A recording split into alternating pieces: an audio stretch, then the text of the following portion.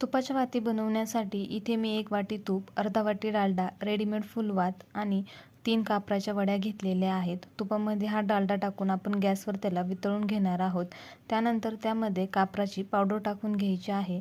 त्यानंतर एका मोल्डमध्ये आपण रेडीमेड फुलवात ज्या घेतलेल्या आहेत त्या बेसने अशा फ्लॅट करून आपल्या मोल्डमध्ये ठेवून घ्यायच्या आहेत आणि वरून हे मिश्रण टाकून घ्यायचं आहे.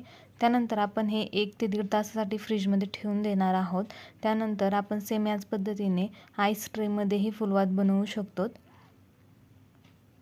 1 ते 1.5 तासानंतर फ्रीजमधून आपल्याला हा ट्रे बाहेर काढायचा आहे. तुम्ही पाहू शकता सहज ह्या वाती आपल्या मोल्डमधून निघत आहेत. सेम त्याच पद्धतीने आईस ट्रेमधल्याही काढून घ्यायच्या आहेत. झटपट अशा वाती आपल्या घरीच 10 मिनिटात तयार होतात. डिटेलमध्ये व्हिडिओ बघण्यासाठी टायटलमध्ये जो त्रिकोण दिसत आहे त्याच्यावर क्लिक करा आणि संपूर्ण व्हिडिओ पहा.